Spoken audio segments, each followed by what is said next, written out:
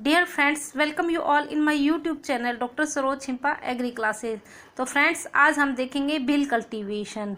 अगर आप लोग मेरा चैनल पहली बार देख रहे हो तो आप लोगों को क्लियर कर देना चाहती हूँ कि मेरा चैनल एग्रीकल्चर कम्पिटिटिव एग्ज़ाम से रिलेटेड मटेरियल प्रोवाइड करने के अलावा हमारे आसपास जितनी भी ग्रीनरी है उसके आइडेंटिफिकेशन करवाता है और साथ ही उससे रिलेटेड सारी इन्फॉर्मेशन प्रोवाइड करता है। तो स्टार्ट करते हैं आज का वीडियो बिल कल्टीवेशन, जिसका बॉटनिकल नेम है एगल मार्मेलोस कोरिया, और इसके बहुत सारे सिनोनिम्स भी हैं जैसे कि फेरोनिया पेल्यूसिडा रॉथ और क्रेटिविया मार्मेलोस एल। यह है रूटेसी फैमिली का प्लांट है। इसके कॉमन नेम है Bengal quinces, Indian quinces, golden apple, holy fruit और स्टोन एप्पल, और यह इंडिया का नेटिव है। तो इंडिया में यह ओल्डेस्ट डोमेस्टिक कल्टीवेटेड फ्रूट है, जो कि इंडिया में जितने भी टेम्पल गार्डन है वहाँ पर इजीली इनको देखा जा सकता है, क्योंकि इंडिया में यह एक सेक्रेड ट्री का स्टेटस रखता है। इसकी जो पत्तियां हैं वो लॉर्ड शिवा की वर्शिप में काम में ली जाती है। यह एक deciduous slow growing medium size का ट्री है जो कि 40 to 50 फीट या 12 से 15 मीटर की हाइट लेता है, और इसकी गर्थ जो है वह 0.9 से 1.2 मीटर होती है। इसका जो ट्रंक होता है वह शॉर्ट होता है। इसमें स्पाइनी ब्रांचेस पाई जाती है जिसमें स्ट्रेट शार्प ऑक्सिलरी थॉर्न्स का प्रोडक्शन होता है। इसमें ट्राइफोलिएट डेसिडुअस अल्टरनेट और एरोमेटिक लीव्स पाई जाती है। इसकी नई पत्तियां जो होती है वह ग्लोसी और पिंकिश मरून कलर की होती है, और जो मैच्योर पत्तियां होती है अगर उनको हम ब्रूइस्ट करते हैं तो उससे डिसएग्रेएबल ऑडर आती है। तो फ्रेंड्स, इसका जो स्टेम होता है उसमें फ्लैकिंग बार्क पाई जाती है जो कि 4 to 8 mm थिकनेस वाली होती है। यह ब्लूइश ग्रे कलर वाली और फ्रोड और कॉर्किक स्ट्रक्चर रखता है। इसके स्टेम और जो वाउंडेड ब्रांचेस होती है वहाँ से क्लियर गमी सैप या गम ऊज होता है। इसके अंदर grey white fragrant sweet scented stalked flower पाए जाते हैं जो कि 3 सेंटीमीटर डायमीटर में होते हैं। यह 4 से 7 के क्लस्टर में बॉर्न होते हैं, और इनका जो प्रोडक्शन है वो यंग ब्रांचलेट्स में होता है, और जो फ्लावर होता है उसके अंदर 4 फ्लैशी पेटल्स पाए जाते हैं। इसका फ्रूट ऑब्लोंग पायरिफॉर्म शेप में होता है और जिस पर थिन हार्ड वुडी शेल पाई जाती है।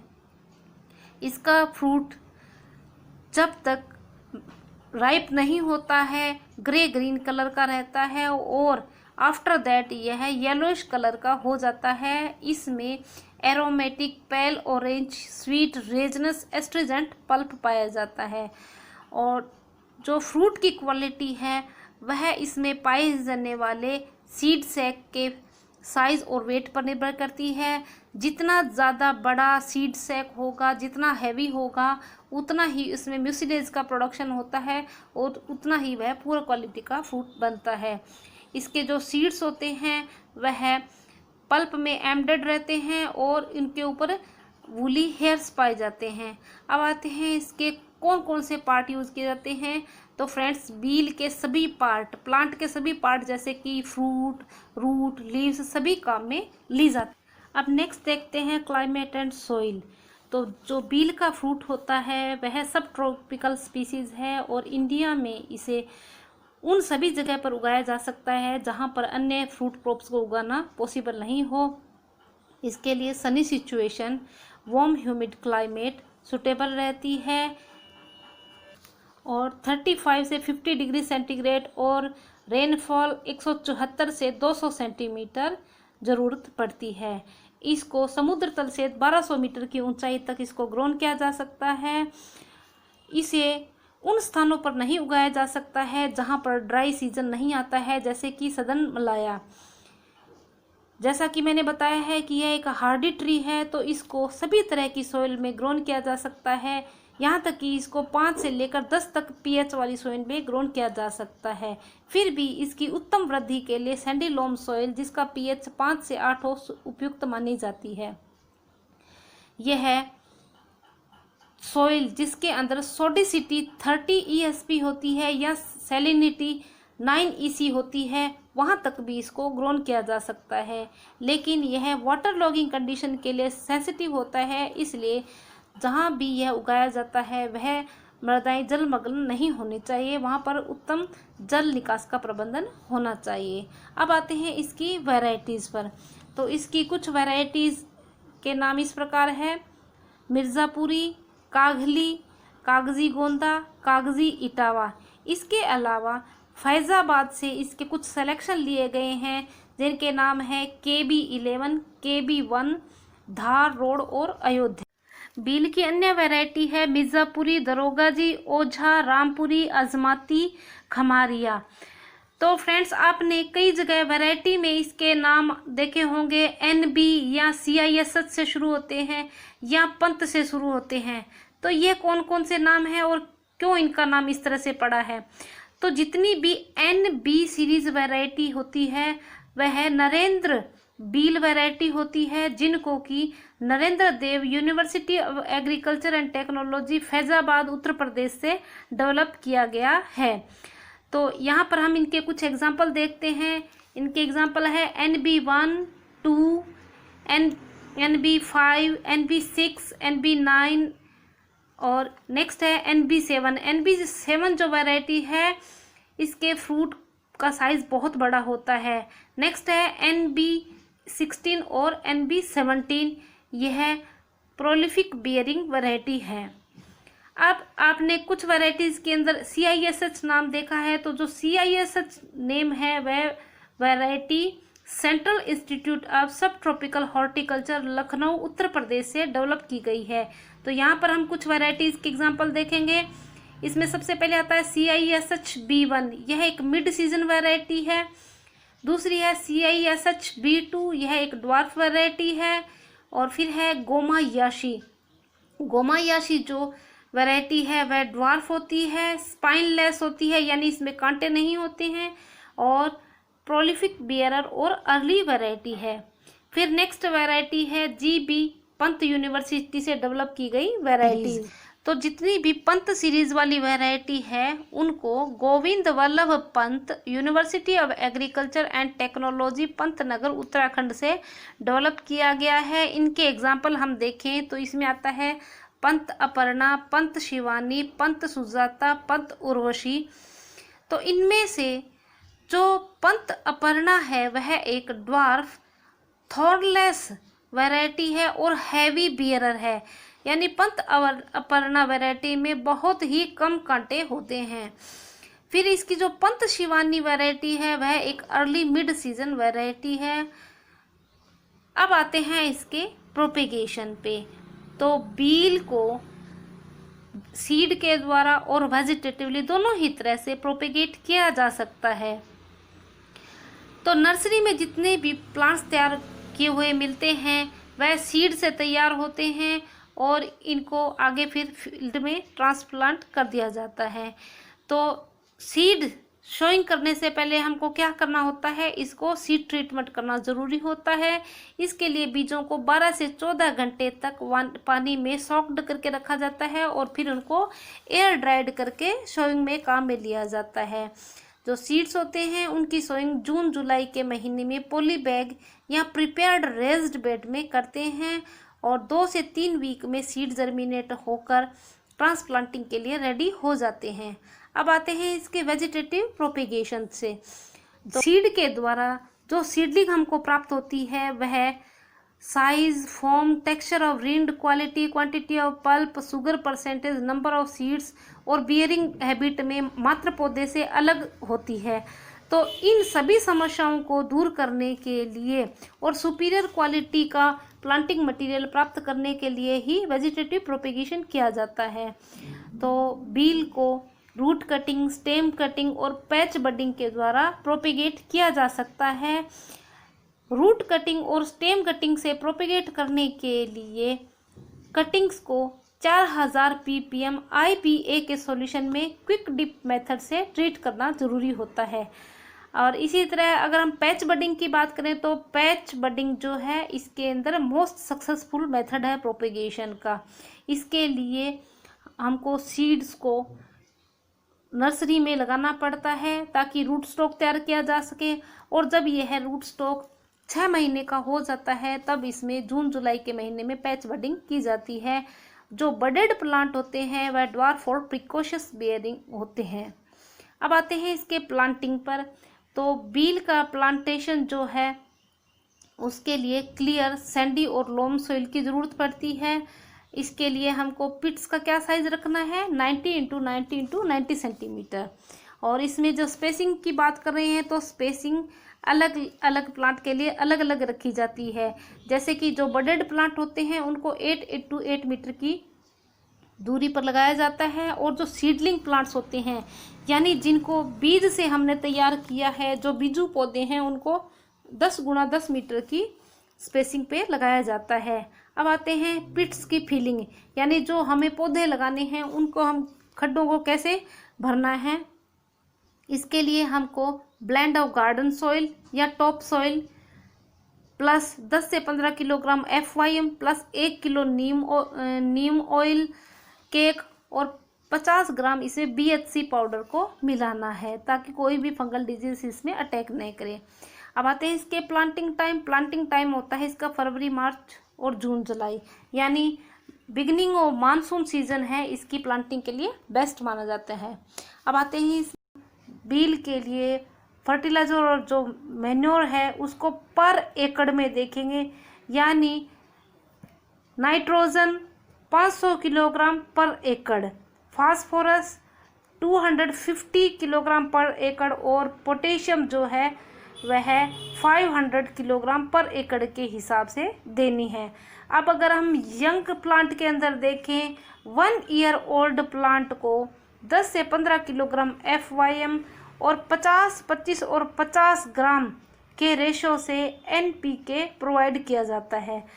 तो यहाँ पर पौधे को हाफ नाइट्रोजन, फुल फॉस्फोरस और हाफ डोज जो है पोटेशियम बिफोर फ्लावरिंग दिया जाता है, और जो बचा हुआ पार्ट होता है मैन्योर्स का वह अगस्त में दिया जाता है। इसके पश्चात जो मैन्योर और फर्टिलाइज़र की एप्लीकेशन है वह हर साल उनकी ग्रोथ के रेट के अकॉर्डिंग बढ़ाई जाती है, और इरिगेशन इसके तुरंत बाद करना ज़रूरी हो जाता है, यानी फर्टिलाइज़र देने के तुरंत बाद इरिगेशन करना ज़रूरी है। हर साल पौधों को 25 किलोग्राम FYM मानसून के शुरू होने से पहले देना ज़रूरी हो जाता है।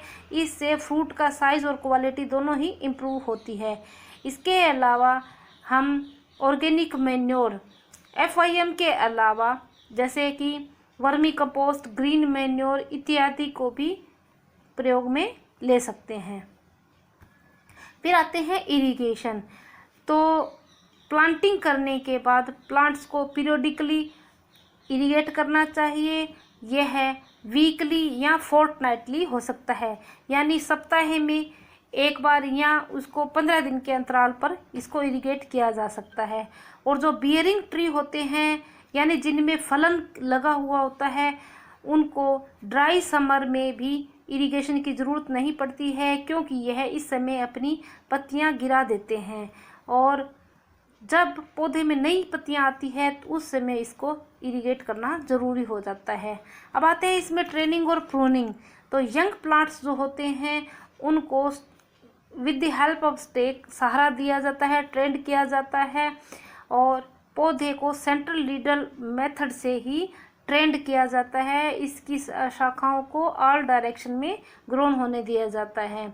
और इसके अंदर प्रूनिंग की बात करें तो जब तक इसमें 4 से 6 वेल शेप्ड ब्रांचेस नहीं आ जाती है तब तक इसको प्रून्ड किया जाता है, और इसके अंदर कोई भी एनुअल प्रूनिंग करने की ज़रूरत नहीं होती है। सिर्फ क्रिस क्रॉस्ड वीक और ब्रोकन जो ब्रांचेस हैं उन्हीं को पीरियोडिकली रिमूव कर देना चाहिए। अब आते हैं इसमें स्कर्स रिमूवल। तो फ्रेंड्स, जो बील का पेड़ होता है उसमें जड़ क्षेत्र के पास से समय समय पर छोटे छोटे पौधे निकलते रहते हैं, जिनको हम स्कर्स बोलते हैं। इनको टाइमली रिमूव करना जरूरी होता है, अन्यथा यह है पौधे से समस्त पोषण को लेते रहते हैं और फ्रूटिंग को प्रॉपर वे में होने नहीं देते हैं। अब आते हैं पेस्ट एंड डिजीज़।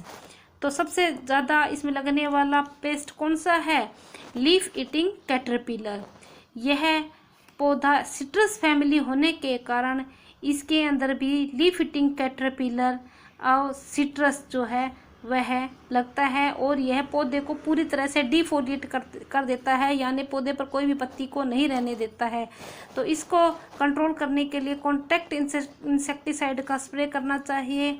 इसके लिए थायोडन 0.1% का स्प्रे किया जाता है। इसके अलावा हैंड पिकिंग भी की जा सकती है इन कैटरपिलर की है, और इनके लार्वा को नष्ट किया जा सकता है। फिर नेक्स्ट है इसमें सूटी मोल्ड। सूटी मोल्ड को कंट्रोल करने के लिए क्लोरपायरिफास या मिथाइल पैराथेन का प्रयोग किया जाता है। फिर नेक्स्ट आता है फ्रूट कैंकर। यह डिजीज जो है ज़ैंथोमोनास बिल्वी के द्वारा होती है। इसके लिए हमको शाखाओं को प्रूंड करना पड़ता है, यानी कटाई करनी पड़ती है। इसके बाद में इसमें streptomycin sulphate, copper oxychloride apply करना पड़ता है, जो कि 10 से 15 दिन के इंटरवल पे अप्लाई करना ज़रूरी होता है। और इसके अलावा डिजीज़ को कंट्रोल करने के लिए हम बायोपेस्टिसाइड्स का भी प्रयोग कर सकते हैं, जैसे कि नीम, चित्रक मूल, धतूरा, काउस यूरिन इत्यादि। इसके अलावा इसके अंदर फ्रूट क्रैकिंग और फ्रूट ड्रॉप की प्रॉब्लम आती है। तो फ्रेंड्स, इसको हम अपने नेक्स्ट फोर्थकमिंग वीडियो में देखेंगे। अब आता है इसमें हार्वेस्टिंग। इसके अंदर हार्वेस्टिंग अलग अलग प्लांट में अलग अलग होती है, जो कि बडेड प्लांट में फलन 5 ईयर की एज में शुरू होता है, और जो सीडलिंग प्लांट होता है उसमें फलन 8 ईयर्स की एज पर होता है। और अगर फुल प्रोडक्शन की बात करें तो यह 15 साल की उम्र में फुल प्रोडक्शन शुरू कर देता है। इसमें जैसा कि हम जानते हैं कि इसमें फ्लावरिंग जो है मई से जून में देखी जाती है, और ये इसका फ्रूट जो है पूरा 1 साल लेता है मैच्योरिटी में। यानी पुष्पन के बाद फ्रूट सेट होने के बाद कम से कम 8 से 10 महीने बाद इसका फल जो है हार्वेस्टिंग के लिए तैयार होता है। अप्रैल से मई में इसका फल तैयार हो जाता है। और फ्रूट को तब हार्वेस्ट किया जाता है जब वह येलोइश ग्रीन कलर का होता है, और उसके बाद इसको 8 डेज तक रख देते हैं, ताकि इसके अंदर का ग्रीन टिंट ख़त्म हो जाए। और फ्रूट को हार्वेस्ट करते समय ध्यान रखना है कि इसको फ्रूटिंग स्टॉक के साथ हार्वेस्ट किया जाना चाहिए, ताकि इसके अंदर कोई रप्चरिंग पोर्शन ना आए। और राइपनिंग के बाद यह डंठल अपने आप अलग हो जाता है, जो कि इसके मैच्योर और राइपन होने का संकेत है। मैच्योर फ्रूट्स को ग्राउंड पर फॉलिंग नहीं होने देना चाहिए, और इनको आर्टिफिशियली भी राइपन किया जा सकता है। इनको 18 से 24 दिन तक 1000 से 1500 ppm के इथेनॉल सॉल्यूशन में डिप करके 86 डिग्री फ़ारेनहाइट या 30 डिग्री सेंटीग्रेड टेम्परेचर पर रखा जाता है। तो इसके जो फ्रूट्स होते हैं उनकी हार्वेस्टिंग अलग अलग स्टेज पर की जाती है। अगर हमको प्रिजर्व के लिए काम में लेना है तो इसको हम मैच्योर ग्रीन स्टेज पर हार्वेस्ट करते हैं।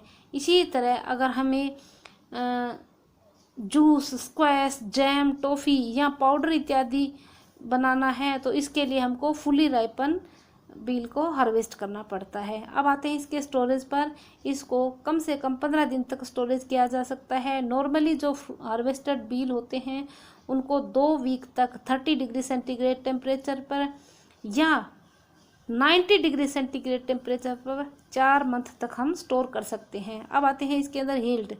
तो जो 12 से 15 ईयर का जो प्लांट होता है वह 300 से लेकर 500 फ्रूट पर ईयर प्रोडक्शन करता है। तो फ्रेंड्स, आज हमने बील कल्टीवेशन को स्टडी किया है। बील के लिए कैसी सोइल या क्लाइमेट चाहिए, कैसे उसका प्रोपेगेशन किया जा सकता है। नेक्स्ट हमारा जो वीडियो होगा वह होगा बील में फ्रूट ड्रॉप या फ्लावर ड्रॉप और उसको कैसे कंट्रोल किया जा सकता है। तो friends, hope you enjoyed this video. Thanks for watching doctor Saroj Chhimpa agri classes.